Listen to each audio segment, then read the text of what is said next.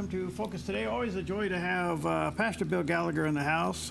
He heads up TeamWorks, which is an organization that will come into your organization and help you with any kind of HR issues that you may be dealing with. He also is a pastoral counselor. Not to mention, he's a good guy, and he's married to a beautiful lady. Well, like you've always said. You married up. I married up, and Jenny just got married. Jenny just got married. And that's true, too. That's true. Yeah. Anyway, good morning to you. How you doing, bud? I'm doing great. Happy New Year. Happy New Year to you, and a new year it will be for all of us. I think it is. It's a time of massive change and adjustment. We'll see how it all goes. But we want to talk about something today, and you made an interesting comment. Every once in a while, you say something that's pretty good. Well, once a year, you got to wait another year now. Was that it? I did get it, though. But, you know, as a country, we had to go through bad to get the good. Is that a biblical principle? It is a biblical principle all over the place, why things seem to get worse before they get better. And that covers all areas of life. The biggest example and most powerful example we see is the change in our country. Mm-hmm. Okay. Things got really bad. Mm-hmm. And now, you know, many people that were hoping that it would change are metaphorically dancing in the streets. And it's just a biblical principle why God gives, God takes away.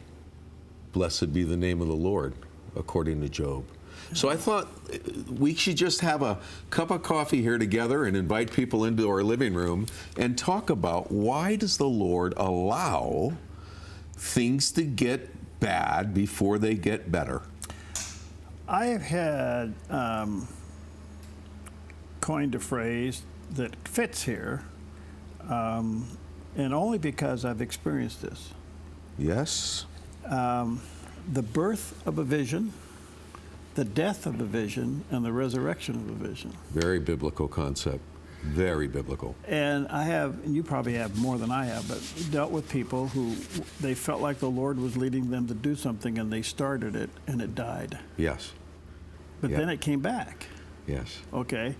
In more powerful force. In more powerful force. And I think what it is, in the dying process, unless a grain of wheat falls into the ground and dies, it abides alone. Great verse. But if it dies, it brings forth much fruit. Oh, that's a great verse for this. So the point being is that you could be involved in something, and all of a sudden it really starts to become a struggle. Yeah. And I think that during that time, it's God prying your hands off of it and making it His, not yours. Oh, I think that's a great truth. There's one principle right there. Okay. He wants us to take our hands off because God is the creator, and He ultimately controls all things that take place on this beautiful world He's created. And it can seem very, very dark. It could be very, very hopeless. And I'm talking not only our country, but I'm talking marriage, our careers, our health. We can go right on down the line. Well, the life of Christ. The life of Christ. He didn't resurrect until after He had a pretty dark day on Calvary. Right. And so it happens to all of us. We go through trying times, and I have some ideas and reasons to add as to why. Okay, let's do to the why. Why? Well, I think first of all, we need to remember that the Bible is clear. I think it says it in Jeremiah. I don't know how the verse now, the passage. But He exalts kings and He removes kings. Mm-hmm. Man does not determine his or her own fate. God does.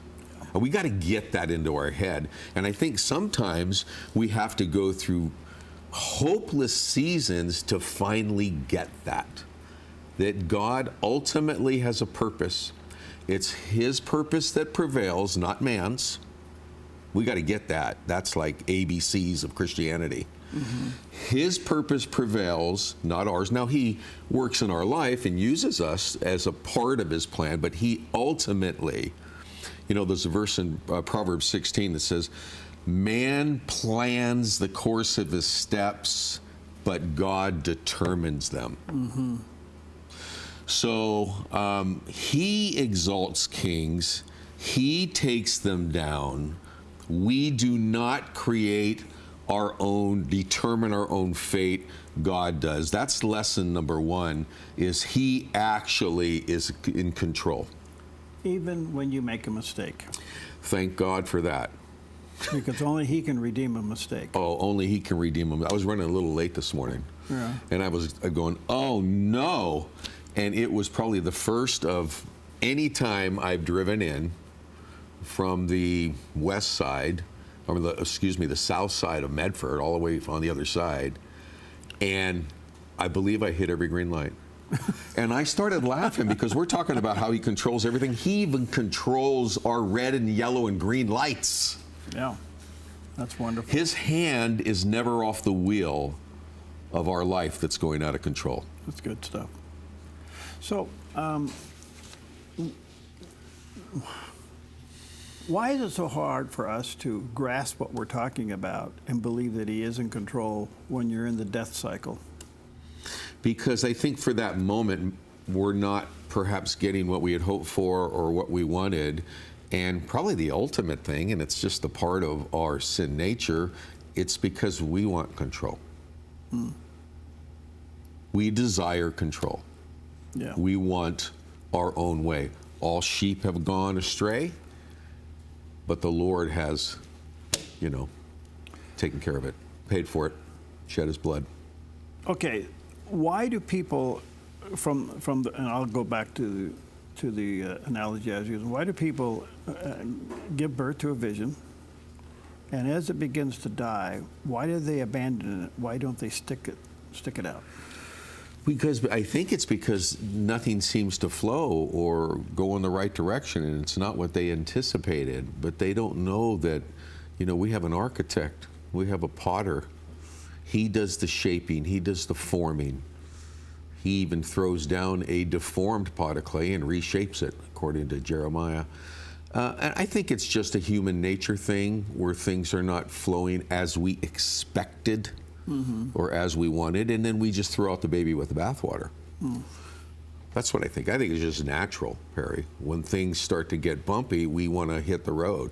So, as a counselor, pastoral counselor, as a counselor and a coach to business people and businesses, usually are pulled in during the low moment.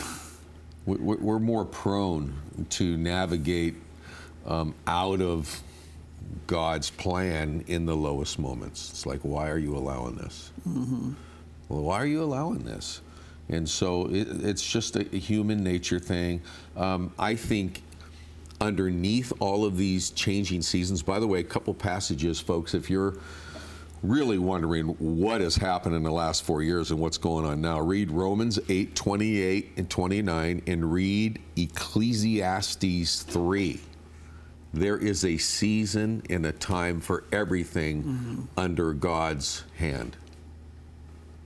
And it just kind of gives us some wisdom and helps us to step back and wait, And the other thing is, I have about 5 or 6 ideas, but the other one is, we've said this, we've heard, we have these sayings in our culture, and I would say a lot of them are biblical. One is, we really don't appreciate what we have until we lose it. We really don't appreciate what we have until we lose it. I do a lot of marriage counseling. Marriages that are truly on the rocks. I mean, as close to being over and destroyed as possible. And let's say in this particular case, it's the man that has brought on the difficulty. It could be either person. But it's the man that has brought on the difficulty.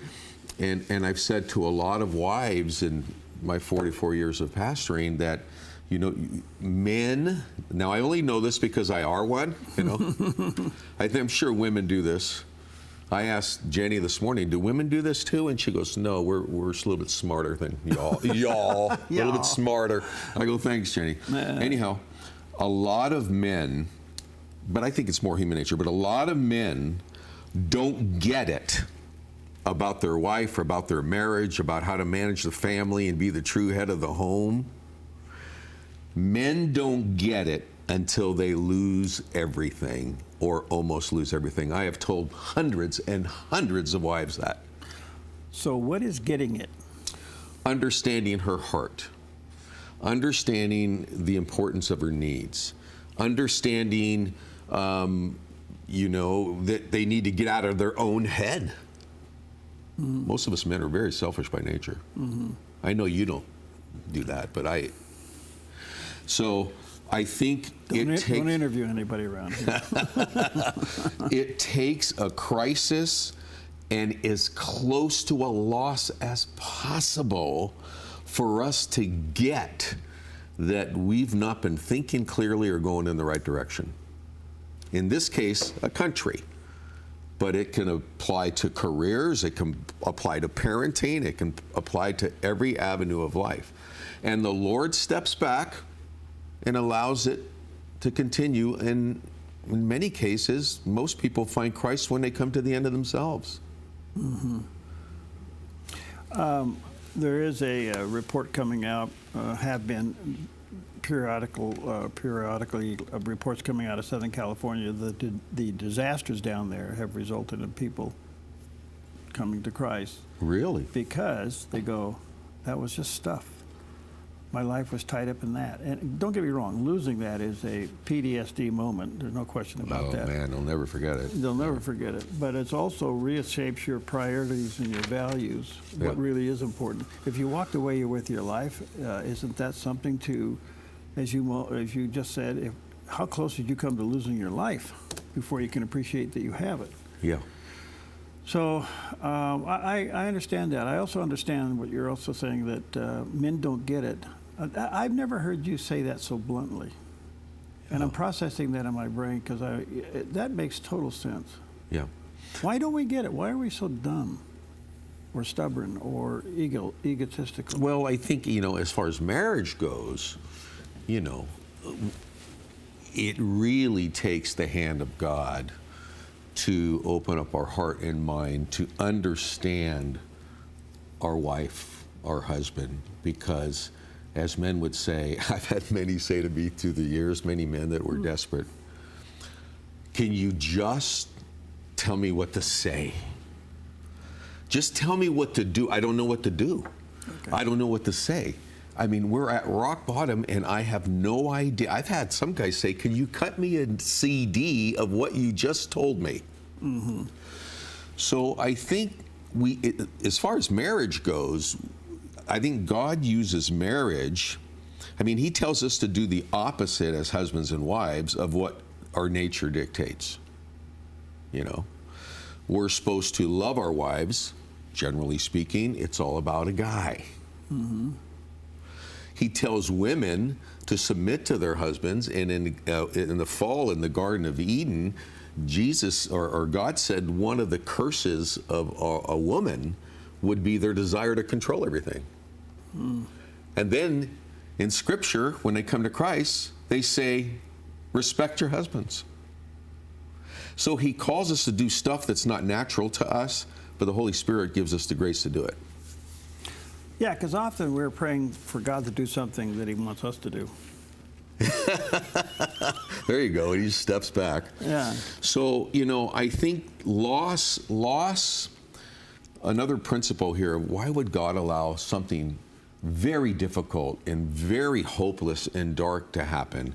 I think loss gives us a sense of reality. Oh, good.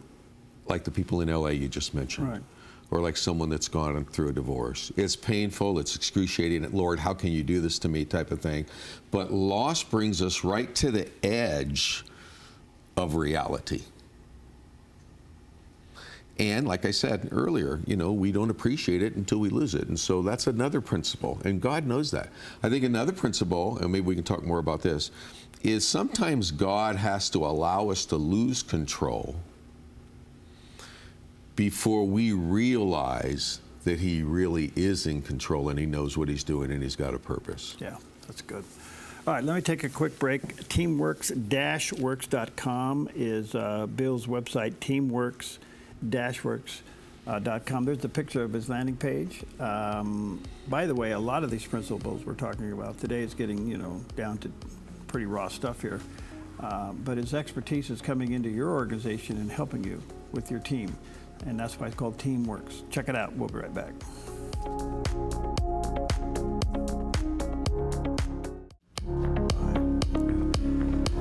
Okay, welcome back. It's always a joy to have Bill Gallagher in the house. He is the CEO of TeamWorks. TeamWorks is a great organization that will help your organization deal with all kinds of issues.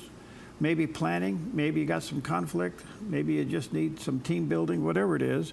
Teamworks-works.com. And whether you're a ministry or you're an organization or you're a service organization, maybe you're a medical organization, whatever, he's done all of those. We're talking about why do things seem to get worse before they seem to get better. How do you retain, let's see if I can ask this right. How do you help somebody who they believe in their heart they've been called by God to do something, and it starts off with all the enthusiasm, and then the test comes? How do you help them navigate through the test period? Well, I think I would talk to them about the reality of that happening on every level, in every sphere of life, is that, we start off good and strong, and then, as always, there's a season for everything. As always, let me just read you a few verses. Ecclesiastes. For everything there's a season and a time for every matter under heaven. Marriage, profession, country leadership. There is a season and a time for every matter under heaven. A time, this was happening in our country, a time to break down and a time to build up. We can all say, for those of us that are of this mindset, there's time to break down, a time to build up, a time to weep, and a time to laugh, and a time to mourn, and a time to dance. And so I think what we need to do is talk reality. Like, what did you expect out of this? Because that's a good point, because what I have found out when I'm trying to help people with their vision is their vision theirs or God's? And it's been said that your passion will determine your purpose, but only can be accomplished with partners. So Psalm 37 says, God will give you the desires of your heart. That desire that's on your heart, that passion God put there, and the fulfillment of that God will give you. What I have found out is that people are trying to do something that's outside of their passion, thinking that will please God. Yes. Okay? But I always come back to the conclusion is your passion, whatever it is, and the passion may be totally outside of your training. Yeah. Your passion will determine your purpose. And then Bob Gash used to say, you can't go anywhere with your purpose without partners. And there's two partners immediately. Partner number one is God. Yes. And partner number two is your spouse. If those two partners don't line up, you're in trouble before you take on business partners and anybody else, and then don't be unequally yoked. But the point being is I've stopped people who are struggling with their vision and asked, are you really in connection with, did God really call you to do this? And let's walk that through first. Yeah. Because sometimes they're just trying to please God by thinking this is what he wants. Yeah. And it's not even I think, in my calling, when I was a young man, yesterday. Different color hair, a couple other things have changed. But I remember I was a brand new believer, and I was having dinner with some friends, and a guy came, a friend of their family came in, and he was had been a pastor for like 50, 60 years. Wow. And I'm green, and I just sensed that God was calling me. I had all kinds of people saying, I believe God's got his hand in your life. You probably need to go into the ministry. And I didn't even know what that meant at that time. But anyhow, I said, yeah, I think God's putting a desire in my heart to go into ministry. He said, whatever you do, don't do it. If you can do anything else, do that. Why does that ring a bell? But, yeah, right. So, I think he probably had a lot of hard times. He sounded kind of bitter. And you know what it did? It made me want to go to the ministry more. Yeah. If you can do anything else, I go, well, sounds like I'm on the right track. So I don't know. Every calling, every relationship, every matter in heaven, Yeah.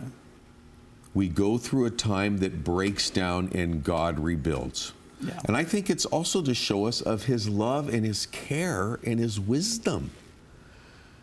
When he builds, like, oh, yeah, I forgot. You knew what you were doing all along. Mm-hmm. Why would you allow the last 4 years and the devastation and the destruction? Why was that necessary anyway? Well, now we know why. Now we know why. It's becoming clear now. Yeah, I mean, can we set ourselves apart from the political aspect of it to see that God really is in control of it? Yes. I mean, I just think it's a sampling.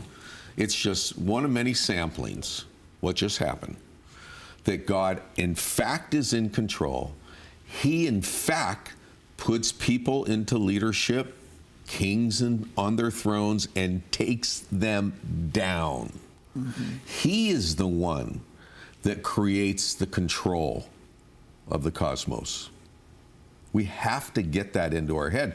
And one of the reasons is because we won't worry. I think one of the causes of worry is we're not as convinced that God's in control of a certain situation. That's where worry comes from. How do you get people to understand that God's not on a clock? He's timeless. Oh, he's not in a hurry. We are. I think his clock is off. I think he Did doesn't follow my watch, that's for sure. Okay. Yeah. His timing's off. That's the problem. His timing's off and mine is not. Well, then tell him that. Let me know how it works out for you. That's when he smiles and messes up my hair. Yeah. No, but I mean, it is a time thing. I mean, we're in a hurry. He's not. Yeah. Because he's got a purpose and he's got a plan. He knows what he's doing. There was a reason that we had to go through what we got through, and there's a reason that we're where we're at right now. There's a time for everything. Okay. When a marriage is on a rock, do you separate them for a while?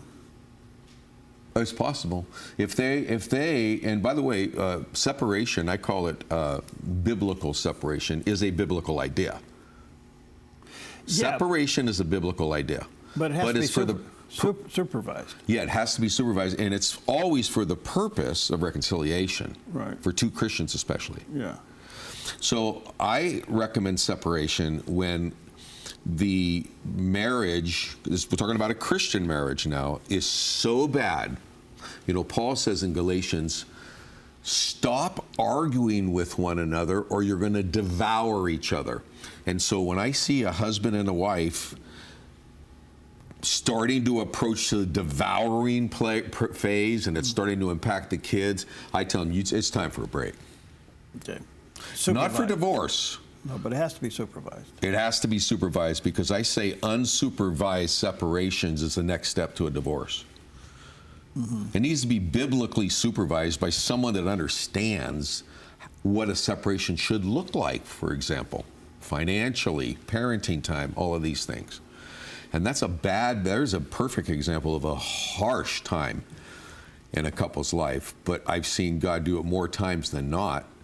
Take that brokenness, that time of brokenness, to bring a marriage that was better than it was before when it first started. How do you restore, oh gosh, I'm almost out of time. This would also apply to relationships between parents and siblings, or parents and children. Oh, yeah. Yeah. Because I wonder why that gets so hard sometimes. Why can't people just say, all right, look, can we put the hurt behind us? Can we do this? Well, let me just tell you a story before we go. Okay. So in the teens, I was a rascal. I mean, I turned 18 in a honor camp, like a sheriff's honor camp. Oh. I was sent away for 6.5 months. I know that's hard for you to believe, Eric. I was sent away for 6.5 months. Came to Christ years after I got out, and now I'm a pastor. Okay. It's a Sunday morning at 7 o'clock in the morning, and I'm preparing for a sermon in my office. And my phone rings, and it's my mother, and she's crying. I go, Mom, what's wrong? What's wrong? She said, Was it because, Billy, we weren't that close when you were a teenager, that you did all the wrong things you did? I had come to Christ. That's when I was 15. I was 35 at this point. My mom, as a parent, carried that guilt, that unnecessary guilt, for 20 years. Wow. And I go, Mom, I've always loved you. I've never not loved you. You're one of the best people of my life. No, it's not because of that. It was because of my foolish choices. I say, Perry, and the older I get, the more families that are broken up and devastated. Kids have run off the rails. There's been divorces, deaths. I've seen more families live for years when times were really bad, and seen the Lord completely restore it. Completely, and there is hope. There's only hope in our faith in Christ. Yeah. There's hope. We're talking about hope here. And you can't do it outside of that. People that are trying to do it outside of that are almost wasting their time and money. Yeah. Especially if they're getting secular counseling. And I want to say that respectfully. I know that they try hard, but if it doesn't have the biblical foundation to it, it comes off a little dry. It can. It can. Yeah. All right, teamworks-works.com. That's Bill's website. And you can go there and have them come to your organization and buckle your seatbelts. There we go. Okay, we'll see you next time. Thanks, Bill, for Perry. coming in. All right.